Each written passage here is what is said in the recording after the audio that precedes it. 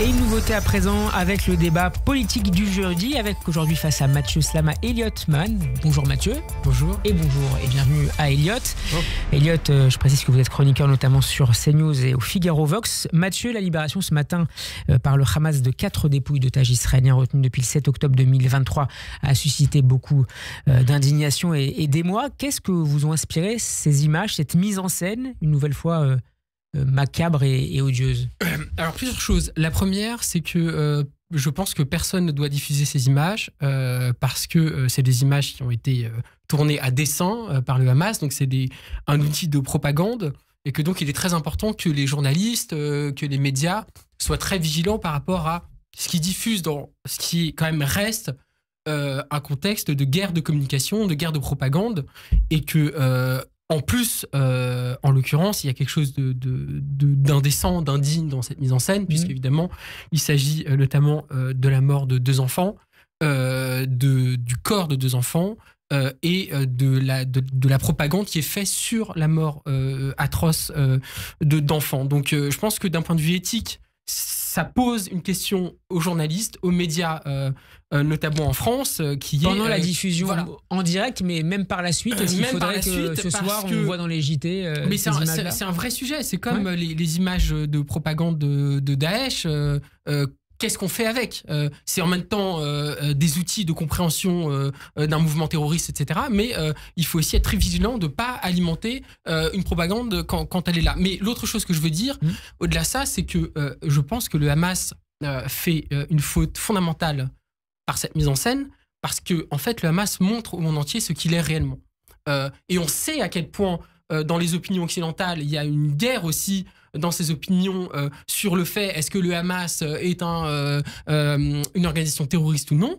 Là, elle montre au monde entier que non seulement c'est une organisation terroriste, que c'est une organisation fasciste, etc., mais que c'est aussi une organisation qui est profondément lâche et qui s'en prend à des enfants, qui ont kidnappé des enfants, qui ont tué des enfants. Et des vieillards. Et des vieillards, évidemment. Je parle des enfants parce que c'est, je pense, ce qui touche le plus le grand public.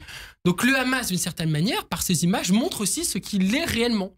C'est-à-dire un mouvement fasciste, un mouvement terroriste et un mouvement profondément lâche. Et, qui est aussi une malédiction, je le dis, pour le peuple palestinien et pour ses droits. Et en ce sens, je rebondis sur ce que vient de nous dire Mathieu, Elliot Mann, est-ce que montrer aussi ce que fait le Hamas et cette mise en scène contribue à démystifier, pour certains en tout cas, ce qu'est réellement ce groupe terroriste? Mais c'est toujours extrêmement compliqué et ça n'a peut-être pas été le cas de la cérémonie qui a été diffusée aujourd'hui par le Hamas. C'était le cas des cérémonies de libération des otages des samedis précédents. Elles sont généralement... Otages vivants. Absolument.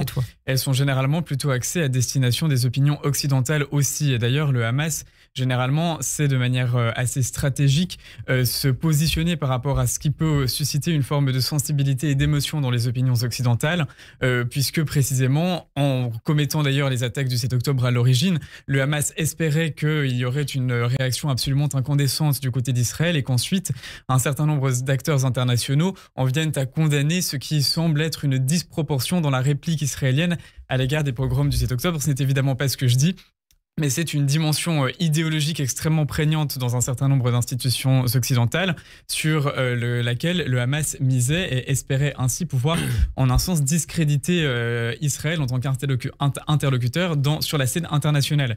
Et les cérémonies qui ont été diffusées les samedis précédents allaient parfois dans ce sens, puisque, comme on avait d'ailleurs déjà pu le voir lors de la libération d'otages en novembre ou en décembre 2023, dans les premiers mois... Les premières libérations à la fin du mois de novembre. Il y avait une forme de mise en scène, de l'attention très personnelle que des terroristes du Hamas, malgré leur foulard, pouvaient apporter à des otages qui étaient libérés. Avec des remises grotesques de cadeaux. Exactement. Alors, il y a la remise du sachet souvenir à chaque fois qu'ils sont libérés et qu'ils quittent Gaza, mais également des images de terroristes du Hamas qui soutiennent sous le bras des personnes qui auraient des difficultés à marcher, etc., pour montrer qu'en réalité, l'horreur n'était pas de leur côté, mais plutôt du côté de l'armée israélienne.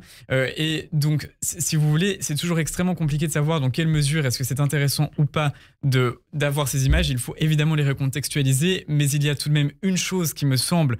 Pour terminer, exactement, qui me semble devoir dicter notre appréhension de ces images-là, notamment lorsqu'il y a des otages encore en vie qui sont mis en scène par le Hamas. La plupart des conventions internationales sur la question des otages sont d'accord sur ce point-là. On ne montre pas un otage lorsqu'il est encore captif.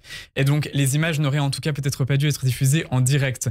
Il aurait fallu attendre que l'on puisse flouter la mise en scène horrible des sourires forcés que les otages ont dû montrer au monde lorsque le Hamas les y obligeait. Mathieu, qu'en est-il du rôle de la Croix-Rouge qui accompagnait les terroristes qui participaient au transfert donc, des dépouilles vers ensuite la partie israélienne? Alors moi, je suis de ceux qui pensent que les organisations internationales, humanitaires, etc. jouent un rôle très important quand même, notamment dans le cadre de ces conflits qui font toujours énormément de morts civiles. Donc là, dans le cas d'espèce, je n'ai pas grand-chose à dire, si ce n'est que, évidemment...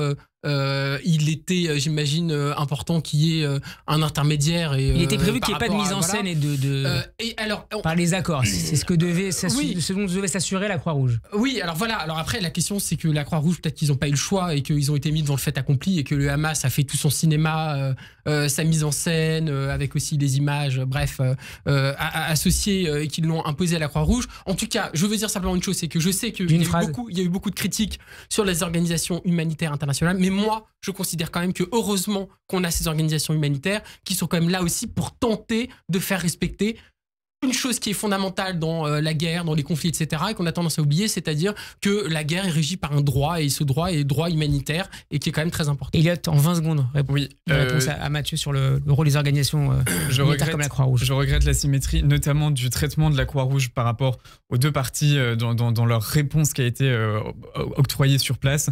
On sait notamment que la Croix-Rouge ne s'est pas particulièrement alarmée de la possibilité ou non pour les otages détenus dans les tunnels de recevoir leurs médicaments.